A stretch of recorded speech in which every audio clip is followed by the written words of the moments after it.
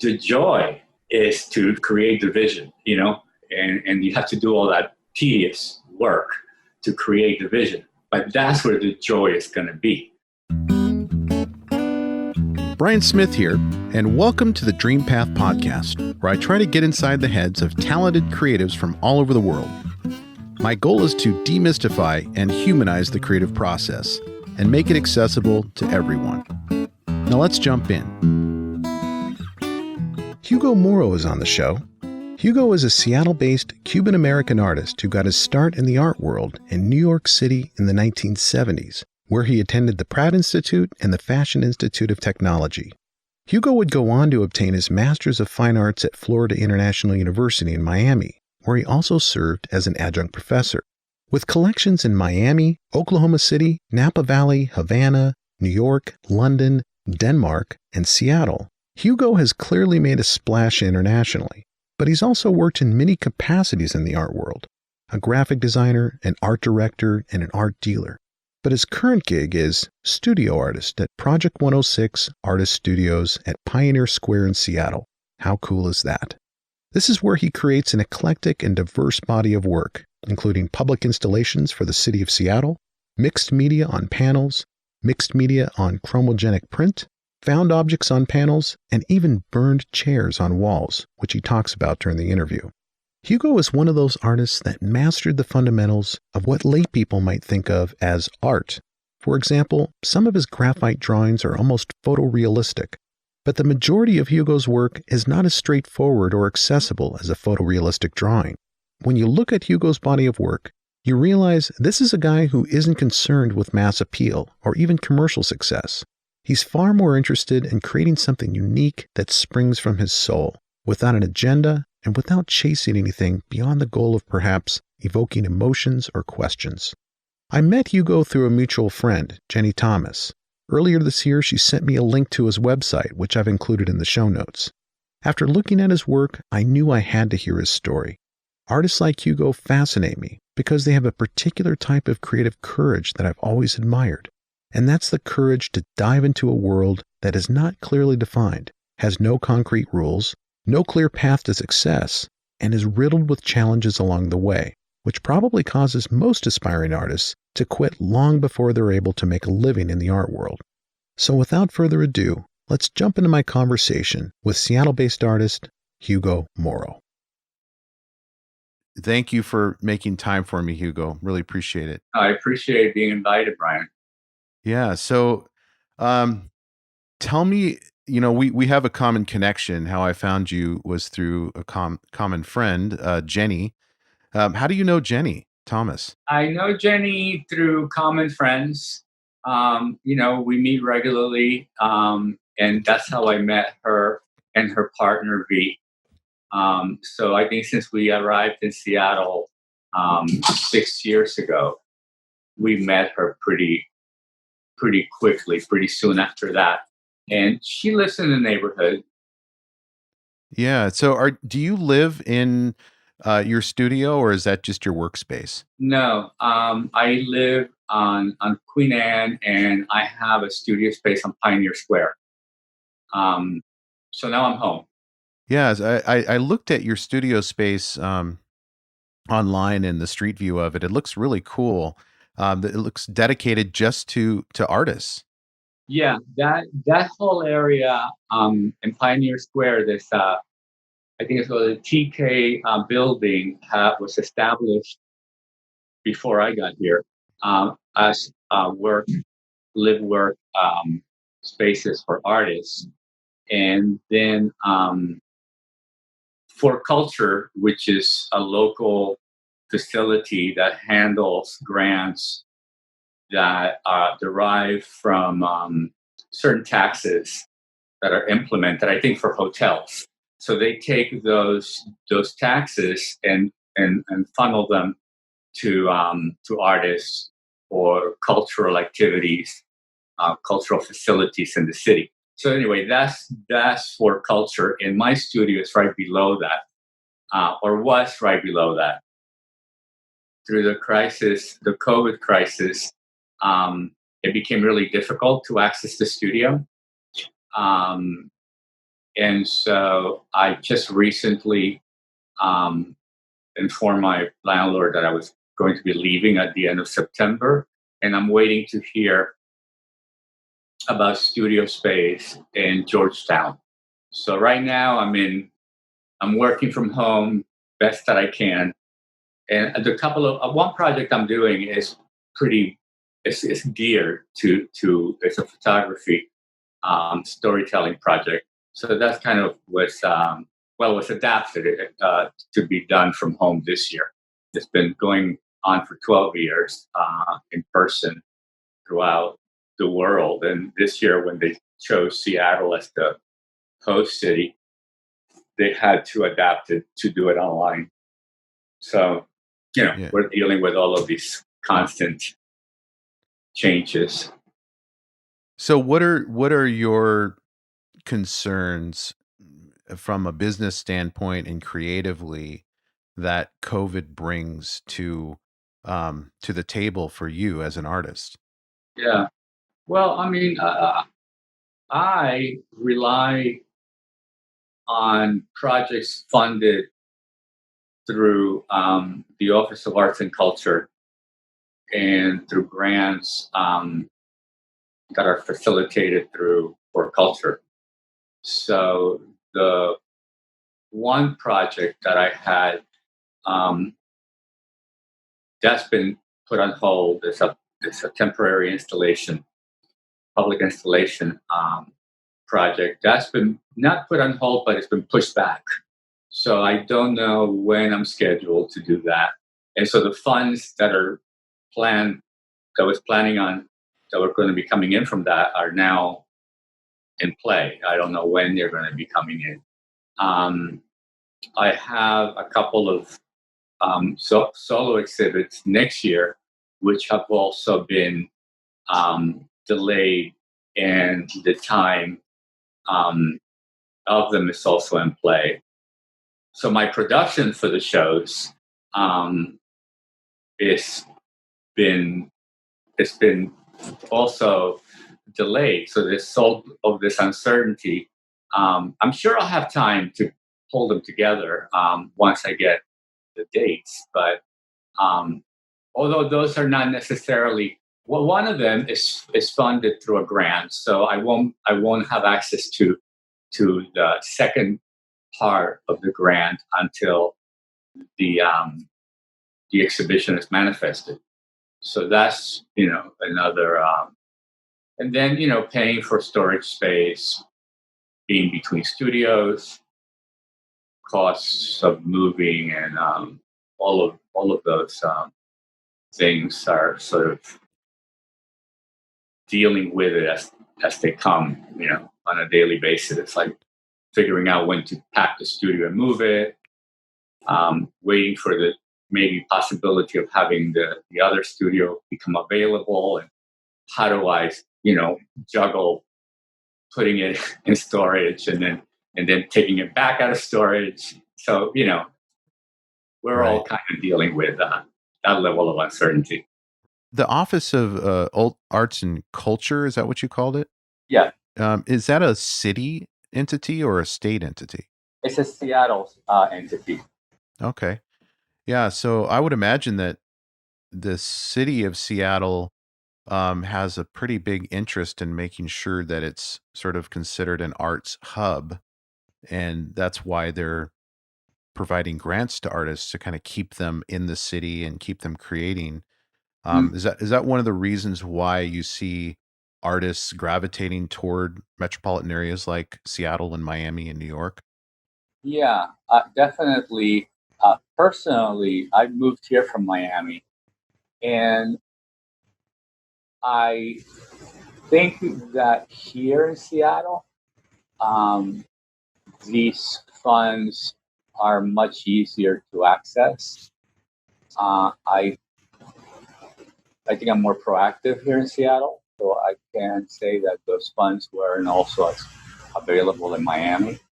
Um, but here they definitely are, and yes, they definitely are available because the city wants to foster artists living in the city, and I think the mindset of the city is to engage artists more in a cultural worker kind of format, rather than, I'm not going to say rather than.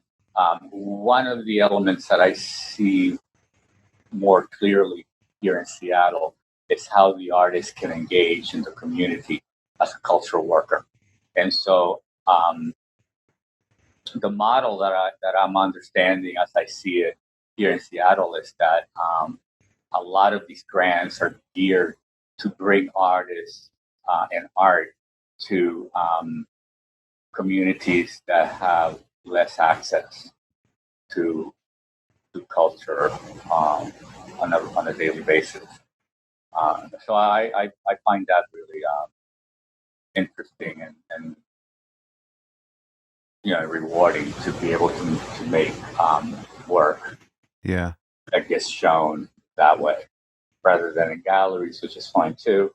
But it seems to have a large purpose when you're putting it out in the public arena. So in terms of the business of art, to me and to I think a lot of folks is a little opaque and hard to understand, because for instance, when I walk into a gallery, just as a layperson, I'm not an artist, but when I walk into a gallery, I don't see a lot of transactions occurring, and I don't see what's happening. There's not like a cash register. There's I don't know how long those paintings sit, or those pieces of art sit, and how much they go for. And it seems to be a really tough business, just a tough way to survive. Can you tell us more about just the business of art and what the challenges are, and what the benefits are, frankly, too, of having that different modality of surviving? My first exposure to the art world was back in the 80s in the East Village, when there were a lot of galleries coming, every storefront that was available, with a lot of low rent back then, was being turned into a gallery. And I started to do something with a partner. And I have no business acumen at all. This partner of mine was more aggressive. So basically, it was let's put on a show kind of thing, So later on, probably in the 2005, like I don't know, 20 years later, I became more involved in the art scene in Miami, and I got close to gallerists and saw a little bit of what a gallerist does.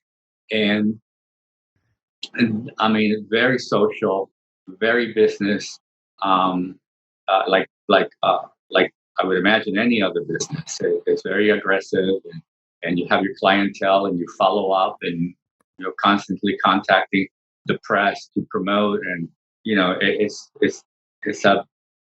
a heavy duty PR heavy business. Sounds like a hustle. It's a hustle.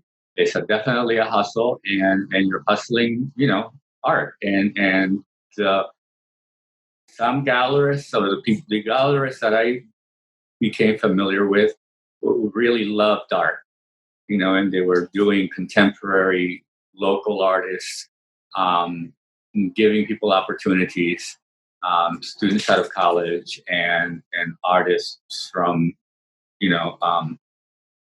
in Miami, especially artists that were coming out of Cuba. So it was a good market. I could see that. And generally, the gallerists really were ethical and treated the artists fairly, as far as I could tell, and gave them a lot of opportunity. And that's one source of exposure and income for artists. It's difficult to have a gallery represent you, they want a certain reliability as far as product. Um, and myself, I don't make art that way. My art varies a lot. It's not for the wall kind of art. It's not for above the couch kind of stuff that you buy to decorate your apartment. Although it could be, for, I don't want to say my art is difficult because a lot of artists say that and it sounds kind of weird. Yeah. But yeah, I mean, burnt chairs, hanging a pair of burnt chairs on your wall is not something that everybody, is going to go for. So, so that's something that the gallerist wants, and some gallerists are specialized in selling burnt chairs. I mean, they're that much interested in art that's risky or challenging. Very specific. Yeah. So that's just one aspect. I mean, a lot of artists are educators. A lot of artists are educators, and their main income comes from being art educators. A lot of artists have other side jobs, not necessarily having anything to do with art. I mean, some industries that require a certain amount of creativity. Some of us, I did graphic design for many years. But then you have grants, that are available, and you have to be a good grant writer, or be somehow versed in grant writing so you can apply for that. Residencies too, they have stipends, and selling work out of the studio. So the sources of income are, you have to be very creative on that end too. Yeah. I've noticed that you've done it all. You were adjunct professor. You were working at a gallery. You were doing graphic design. I mean, it sounds like you've done pretty much every form of income generation within the art world. You've been in it. Well, yeah. I mean, when I came to the United States when I was 12, and I kind of had this fantasy of what an artist was. At the age of 12? Yeah, I think. Well, not at 12. I think when Picasso turned 90, maybe in 72, Life magazine put him on the cover, and I think that I had been exposed to some art before. Egyptian art was my thing. So I would go to the Metropolitan Museum of Art and be like totally awestruck by all of that beauty. But I really didn't know about the art world. And then I think it was right around when that Picasso Life cover came out. That, I mean, it might have, a lot of different things might have made run at that time. I mean, he was Spanish, and it rang a lot of bells for me, and I thought, oh, that's something. And I think I was already being sort of like admired because of my drawings in middle school, and so I wanted to be an artist, but I think also I had no construct of how an artist made money. I didn't really access mentorship or counselors. I was not into following, a lot of instructions, let's just say. So the idea, I didn't really, wasn't able to like integrate a lot of sort of logical ways to make money doing art, how to proceed. So I kind of gave up. I went to Pratt Institute, and I wanted to do theater art. I wanted to do fashion design. And I just thought, you know what? Somebody offered me a job doing graphic design. I think one of my mentors sort of led me in that direction. And so I did a lot of production art, graphic design. And for many years, in different industries, and I did work in advertising, and then I did work in publishing, and did a lot of work in educational publishing. And then when I moved to Miami, I decided to go back to school because I hadn't finished my bachelor's degree back then. So I went back, got a bachelor's, and decided that I really needed to know more about contemporary art. And I went ahead and went for the master's degree. And in between all those things, there was owning a gallery in the Lower East Side, in school. Being back in school, I did a lot of TA work, teaching assistant work, and I took care of the gallery, curating shows. No, not curating really. It was more like being a preparator, hanging the shows, designing the shows. So let's go back a little bit. So age 12, this would have been early 60s, roughly? Age 12 was 66. 66. Okay, so mid 60s. You move to a completely different country. Mm-hmm. And you wind up in New York City, which is I don't know that I could think of a more art-centered, crazy place to grow up. How big of a culture shock was that to move from Cuba? Was it Havana, Cuba? No, we lived in a small town in the center of the island. It's be like 20,000, 30,000 people. Oh, okay. I don't think, I'm going to say a lot of these things that kind of sound a little like, sort of formulaic. I don't think I belong there. I remember being very interested in film at an early age, a lot of reading. One of my aunts lived in the States since the mid 50s. So I knew that there was another world, you know. And so when we landed in New York, I don't know that I felt a lot different than some 17-year-old American kid ending up in New York going to college. I think there was, not knowing the language, there was that kind of practical, discomfort. But I just kind of think I remember being at this new cool place I was going to live in, you know. And you went right to art school, didn't you? Weren't you in a school for the arts right away?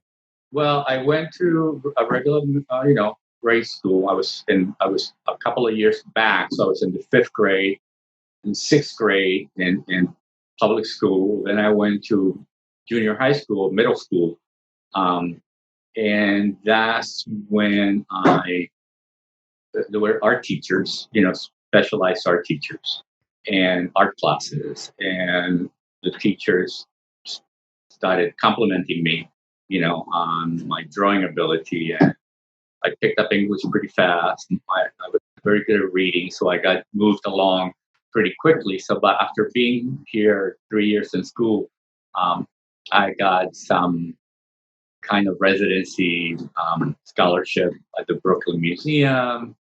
My teacher, Hope Irvine, in the seventh grade, she's still around, and I'm trying to track her. She used to she really started talking about public art very early. It was the first person I heard talking about public art from studio artists.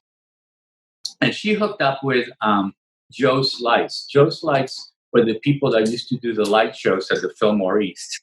So I was like 15, 16, and I was hanging out with these, Joe Slice guys on some basement on Houston, and being backstage at the Fillmore East, watching these people do these light shows. So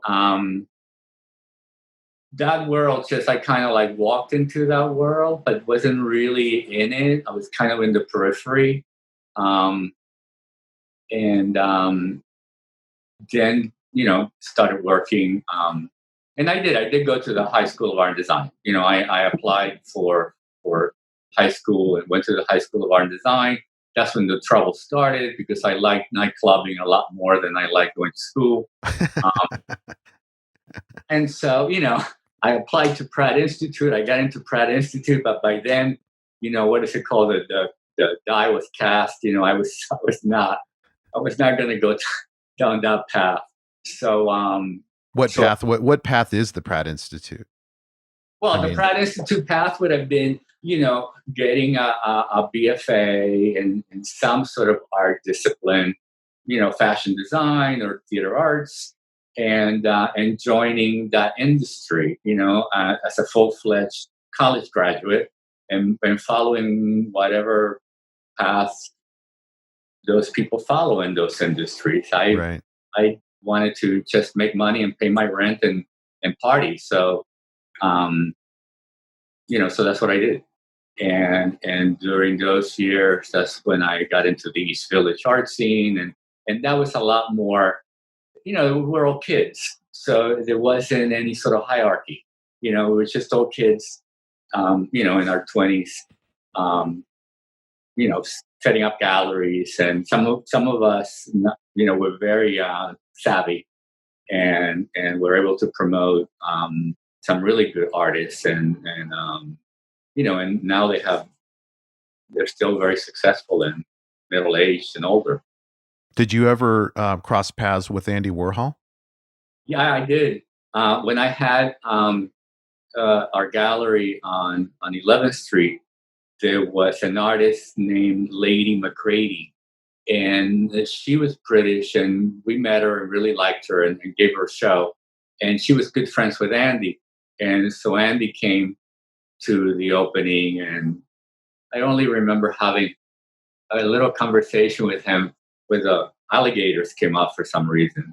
I don't know why. And so yeah, those people weren't hard to cross paths with. It was all very, everything was happening below 14th Street, so it's not a big area. Yeah. So you said you got interested in film, and why do you think you never really went in that path? I mean, you were in the heart of a city that I guess offered that as a possibility for you, but how did you end up where you are now versus in a more film oriented world? Well, I mean, I think when I sort of dismissed the idea of culture shock, just a couple of minutes ago, right? Yeah. I think I think I still have culture shock, and I think it takes the form of feeling, still, on some levels, feeling less than, feeling like an alien, feeling like an outsider. So even though I didn't have access to those ideas, then I didn't feel like I belonged in those places. I was very insecure, so part of the whole acting out with not being resistant to following instructions is maybe that I didn't know the concept, of what it meant to, I kept on hearing people talk about mentors. And I used to think that was something that white kids had, not something that a Latin kid would have access to. Right. Do you think that your sense of not belonging stems from your socioeconomic background, the fact that you're Cuban, you were born in Cuba and spent the first 12 years of your life there? I mean, where do you track that sense of not belonging, and how do you think that it has influenced your art? I mean, definitely socioeconomic.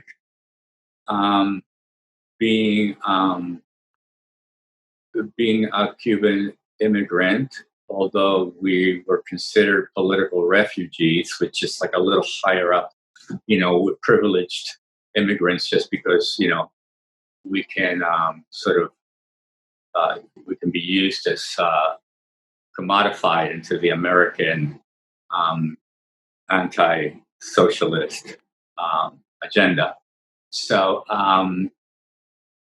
which gave me a little bit of, that knowledge gave me some sense of belonging and power, knowing that I have been exposed to socialism and knew the rationale behind it and knew that that was not happening here, Mm-hmm. and so I've always been very sort of um, wanting to be kind of bougie, but also having that socialist mindset of what's fair and socially just, right? But that didn't fit quite right, or I didn't know that I could verbalize it. Yeah. So, Yeah. the question was, what kept me? So yeah. So being Cuban was kind of here or there. Being gay was an issue.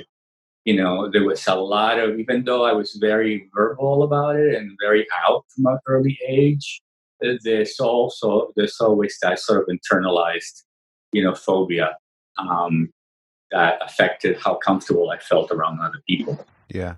There's a lot of shame attached to it, um, or was, in the '70s, even though it Yeah. was, Well, it's still to this day. I mean, I think, oh yeah, it's still a battle to be accepted and to be, I mean, just the battle for equality is still yeah, happening. yeah, Um, but yeah, to be gay, a Cuban immigrant or refugee, and then, but I would imagine you felt some sense of being fortunate to land in New York City, where that, like your identity is probably being accepted more in New York City than it would in probably any other city in the country at that time. I yeah. mean, I think that I was coming out right around the time of Stonewall. I think that was kind of like my last push out the door. I read something in the paper about the riots in downtown and that they were homosexuals. And I think until that point, I didn't really know how large a community there was, you know. So I don't know that I even thought about what was going on beyond New York. Um, but I was very comfortable in New York. I think to the degree that a 16-year-old can be grateful, I was grateful. I don't know that they're that self-aware, but yeah, possibly Yeah, I mean, 16-year-olds I don't know. Later on, and I do. I am very grateful. in hindsight. Yeah. Yeah. As you may have noticed, there are great resources and advice mentioned in all our episodes. And for many of them, we actually collect all of these resources for you in one easy place, our newsletter. You can go to dreampathpod.com/newsletter to join. It's not fancy, just an email about each week's episode, featured artists, and resources to help you on your journey. Thanks. And now back to the interview. So it's interesting that you bring up this issue of socialism in Cuba and Cuban immigrants being used to, I guess, carry out this anti-socialist narrative. And the reason that's interesting to me is that I have some Cuban friends, and I know that I do a lot of reading. I'm in kind of into politics, and it's driving me nuts, the political culture that we're in right now. Mm, But I know that it's odd for me to see Cuban Americans as political conservatives, and it seems to be more so with Cuban Americans than with other um, immigrants from other countries, that they tend to lean more conservative. And I is it the anti-socialism aspect of it that you think drives them to that political party, or what do you think that is all about? Because I've looked at your Facebook page, so I know where you stand politically, and I know you're not in that category, but I'm sure that you have friends that are from Cuba and family, and so you have a better sense of it than I do. well, I have ideas that I'm sure other people share with me. you know,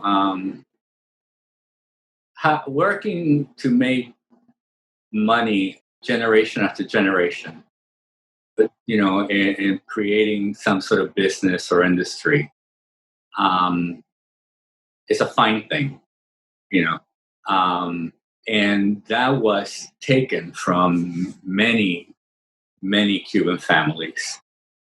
And so there's a level of PTSD involved in that. I mean, I think there's no question about it. Um, I think that capitalism really lulls you into stupidity by telling you that you're going to be a millionaire tomorrow.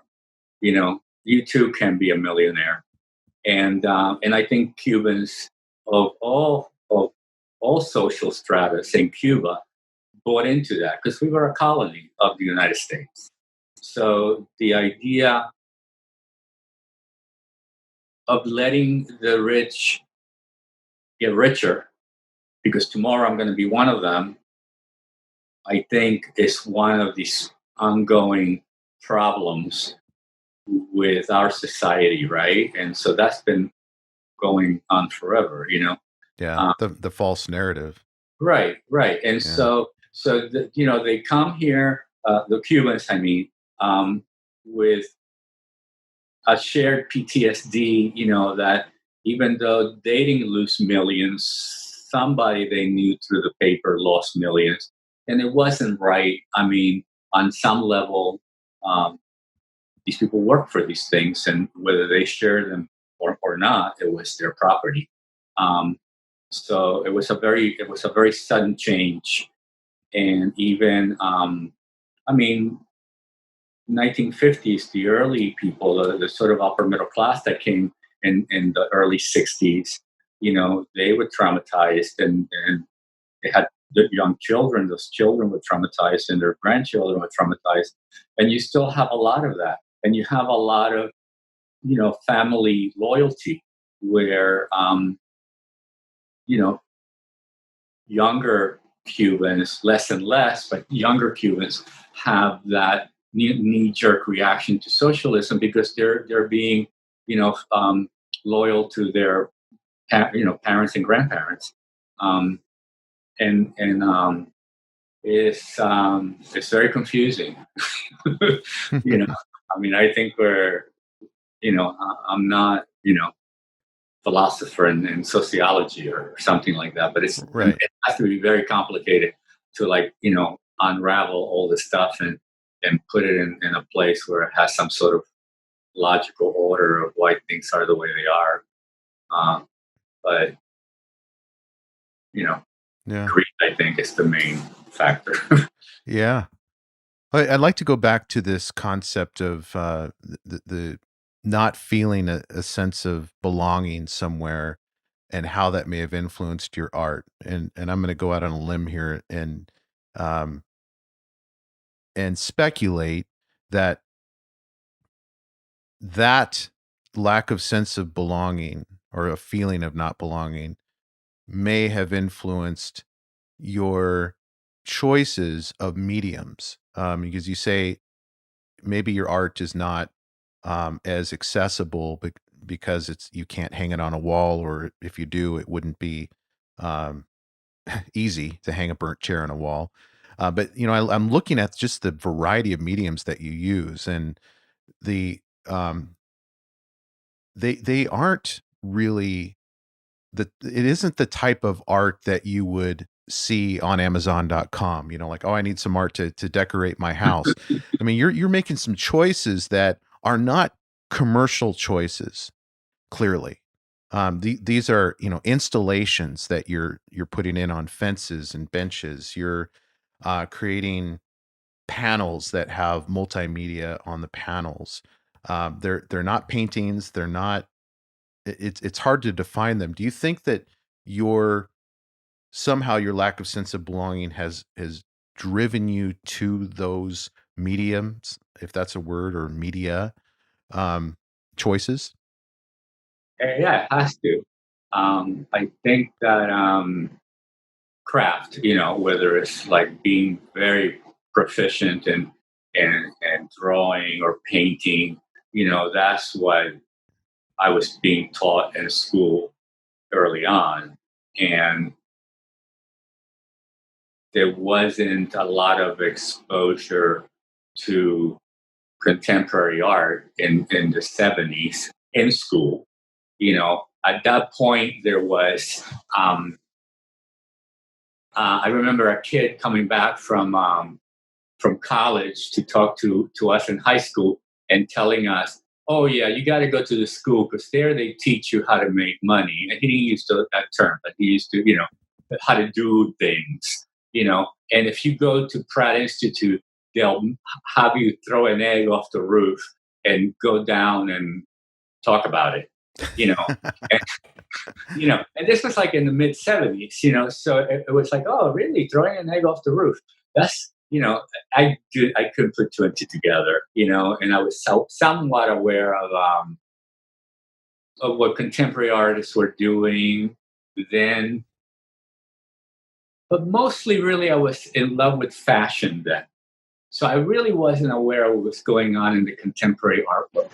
But already then there was a whole bunch of people doing very controversial, against the grain kind of art that had nothing to do with, they were political statements and actions that people were doing then that I was not really aware of. When I went back to school and when I was 45, I already knew about these people historically, but had really no connection to contemporary art. In 2003, I guess, is when I went back to school. And that's one of the reasons why I went back, was to get really familiar in depth with what the art world was all about. But as far as, rebelling, so I was rebelling against technique, and rebelling is kind of like a self-serving kind of word. I'm really very lazy, and and so it takes a certain love for technique and endurance, and I'm very good, I can do photorealist graphite drawings until my back gives out, and I will do it if I need something to say, if I need to say something in that medium, because the medium means something, because everything means something, and I can use those symbols to add to the work. But as a form of rebellion, of revolution, because I don't want to follow the sort of demand, let's say, of the art market to produce something that's reliable for the gallerist or for the consumer. It's like I want a Moro because he's reliable. I'm doing this to mainly make a political statement. It's like, yeah, let's just do it as off the grid as possible. Let's try and which in itself becomes a technique too. But it's one that I like more. It's how to be irreverent. Mm-hmm. How to be irreverent in sort of coded ways. I like that a lot. Yeah, I noticed that your graphite drawings are, some of the drawings are true photorealism. They're just striking how photorealistic they are. And I think what it does for me, just as a layperson, because I'm not, I've studied art in college a little bit, but I'm not an artist and I don't know that world. But as a layperson, when I see drawings like that on your website, I'm like, okay, this guy knows, he knows how to draw. He has the fundamentals of a good artist. Like, you show that drawing to anybody, they're like, yeah, that's great art right there, to a lay person. But then you have that foundation that allows you to venture into these areas which are completely unconventional, like the jacket that you made, which is probably, I would imagine, a homage to your love for fashion when you were younger, but that that jacket is just, it's ornate, it's beautiful, and it looks like a one-off. Like, this is not something that you do. This is not Hugo Moro, quintessential Hugo Moro. This is just something that you, on a whim, decided to pursue, and you're able to do it because you have the core fundamentals that allow you to kind of stray and go on these frolics and detours comfortably. That's my perception anyway. Yeah, I mean that's right. I don't think it. I mean, it works that way for me. That's my story. I there are people making fantastic art that don't have that initial academic, um, origins or background. And that's that's just the path that I happen to take. And no, I was the thought was that sort of sense of self empowerment or freedom didn't really manifest itself in me until like uh, 15 years ago. Mm. That's when I started to really get familiar with what being an artist is today. That there are no limits unless you put them on yourself. Mm-hmm. And I like that. So if you were going to be speaking to a high school art class, and these are graduating seniors and they want to be an artist, Mm, what advice would you give to them in terms of art school, where to live? When I say art school, I mean yes or no. right. Where to live, how to find a community, how to find your tribe, how to find your voice and your medium. When I came back to school, the one thing that I tell people when I'm facilitating some art activity is this teacher that I had, Aramis O'Reilly, a Cuban man of color in Miami, um, who had just gotten out of graduate school at an age, he must have been in his late 30s, early 40s. And something that he said, and I was already in my 40s, and I heard it, he said, you're already an artist.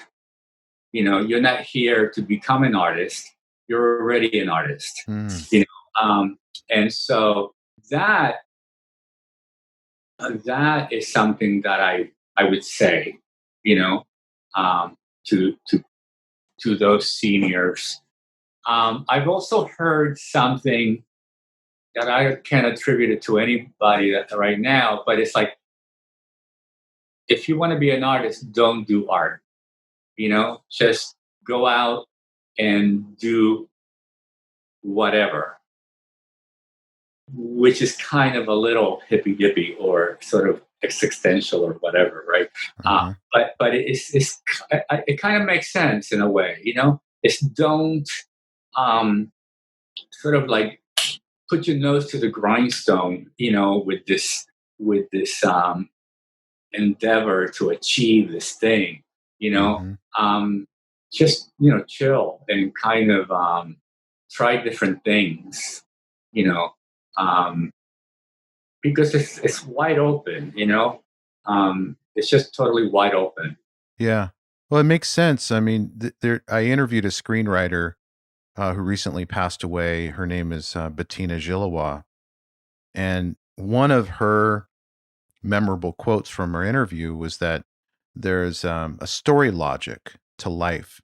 And she's sort of a biographical screenwriter. So she wrote the screenplay for McFarlane USA with Kevin Costner and all of these biographical movies, Bessie, starring Queen Latifah. And so what she's really interested in is the story logic of life and the things that make sense from a story standpoint in life to be able to put them on paper. And according to story logic, according to Bettina, whatever you chase runs away from you, and whatever you run away from pursues you.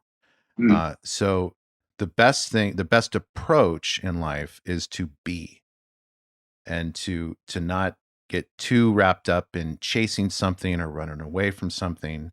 Just be. And it sounds like the advice that you got from that teacher and that you're giving to this hypothetical class of high school students is to not chase something too hard, because at that point you are no longer an artist, you're a pursuer of something. You're a pursuer of a concept of art. Is that a fair That makes a lot statement? of sense. Yeah, that makes a lot of sense. I mean, and I that resonates with me even today. There's a lot of times when, in your daily sort of thoughts, you kind of like see yourself pursuing achievements and I mean that's just part of life. There are on every element, every situation has that part of it, but when that's in the forefront, you know, then it doesn't feel right. It doesn't feel good, um, because the joy. And I'm not saying that, I'm in the studio making plastic flowers. That's so wonderful, you know. Um, but the joy is to create the vision, and you have to do all that tedious work, to create the vision. But that's where the joy is going to be. Yeah, if you get recognition and somebody goes, whatever, like this, this is pretty special for me. This is like a big, you know, pat on the back for my ego. It's like, wow, you know. Um, but if I this came as out of the sky, But when I find myself, I still find myself, grinding my wheels about what I'm going to get out of it, Mm-hmm. and that doesn't feel good because that's kind of comparing myself to to to a situation where I wouldn't get anything out of it, you Right. know, and then I'm comparing, I'm Yeah. yeah, I think we all do that. I mean, the mm, choices that we make can be transactional, mm, or they can be organically just flowing from a different place, a right, place that's just, right, this is working. I wanted to talk to you. You were open to share your story with me, and whatever synergies flow from that, great. hmm, And I think that's just something that we all struggle with, because it's hard not to compare yourself. And I do it with other podcasters. I look at their show art and I look at their guests, and how did they get uh, that interview, and look at my download numbers. And but if you just if you approach it from the standpoint that I love talking to and connecting to people who are working in the art world, yeah, and it's like, if all I get out of this is just this conversation and it doesn't even make its way into the podcast universe, it's still a gift. yeah. So yeah, that's a good conversation. Now, what are as an artist who is doing this full time, all in, what are the parts of your day, week, or month that really bother you, and you could, if you had a choice, they would not be part of your day, week, or month? And conversely, what are the things that you most take joy in doing? So when we moved to Seattle, we were very fortunate to buy into a co-op, a building that had a lot of deferred maintenance. And the only way that I could see moving it forward so that our investment wouldn't suffer was to get on the board and control everything. And so that's been in my life for the last 5 years, dealing with a huge project. Well, for me, 22-unit apartment building that needs all new siding and new windows, that has really disagreeable, and by that I don't mean disagreeable in a sort of personal way. I mean, they don't agree with me, neighbors, you know. And so that has been a total painful experience. I mean, it's been like, It sounds like yeah, it. I could use not having that in my life. Um, the thing that I love about it at the same time is that we are in the most beautiful spot that I've ever lived in, overlooking, Elliott Bay. It's like, paradise. I mean, That's a great neighborhood too. it's a Beautiful great neighborhood. neighborhood. It's right adjacent to Kinnear Park. We have a puppy, so that's all the good stuff that comes with these 5 years of pain, and we have a great garden, and that's been abandoned, and we're like revitalizing the whole garden. So that is the joy of my life, that is really where I get my pleasure, and then the art is the work. The art is manifesting these ideas that are, when I get a piece and I can sit back and look at it and go, oh shit, that's good. That has some really good qualities to it. And then a colleague comes by and tells me something about it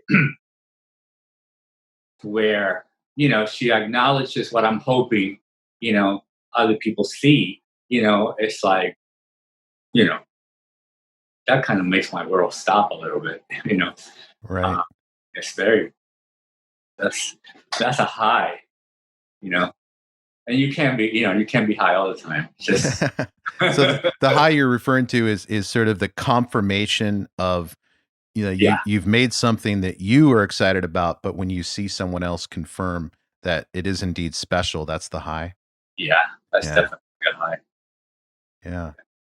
And, so the last question I have for you is, what projects are you currently working on and are excited about that listeners can look forward to seeing maybe in the next 6 months to a year? Okay. This is where I show you my book. Well, yeah, I've been really fortunate the last, since we moved to Seattle. I mean, I'm so grateful to Seattle and the art culture here. The way that the local government supports the arts. And so out of that, I have a solo show coming up, a method gallery, where I am creating a garden out of plastic bottles, single-use plastic bottles, a very lush. Well, the visual, the projection is that it's going to be an extremely lush, sort of like the Wizard of Oz when it goes color, you know, environment, immersive, that you're going to walk into and be sort of seduced by how beautiful it is. Mm, While it's made actually of single-use plastic that is a horrible pollutant. mhm. Um, then I've been working on these chairs that I am manipulating to create some sort of ideas of conversation or communications. And so that is going to be a solo show at the Fort Culture Gallery sometime next year. We Hmm. don't know when. The city is building, I guess, the Department of Infrastructure Facilities. They're building a tunnel along from Fremont to Ballard and out to the water to channel um, stormwater. They're building a 20-foot tunnel, 20-foot circumference tunnel, and for that they have they have given grants to about a dozen artists to do temporary art installations on the fencing around the construction sites. And mine is going to be over in Ballard by where Fred Myers is. There's already an artist there, and it's a very elegant installation that they've already put up. And I think mine is going to go up after that one comes down. I'm also working on a project through the Gates Foundation. It's the project that has been done worldwide now, and it's long-term AIDS survivors or HIV positive individuals. The project is called Storytellers for Change. It's through Positive Eyes, and it is through the Elizabeth Taylor AIDS Foundation. And in Seattle, it's going to be housed at the Gates Foundation, some exhibition hall that they have over there. So I'm working with 12 Seattle individuals who are HIV positive, and we're doing storytelling. We're developing these 7 to 9 minute presentations, talking about what our experiences have been. And that's going to be married with photography. And we're being facilitated with the photography with a couple of really good photographers. One gentleman from South Africa. Anyway, there's just wonderful people, the whole group of them. And we're doing the whole thing. I think I touched on it earlier. We're doing the whole thing through Zoom, where they used to have, like intensive weekend workshops. Now we're doing it over like 3 months on Zoom.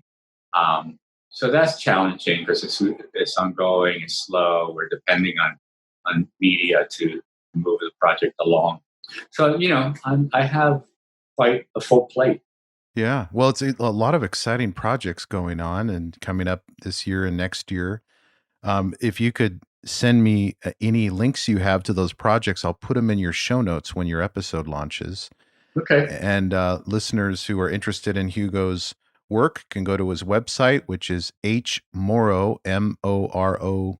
That's M as in Mary, E. And I'll put that website in the show notes.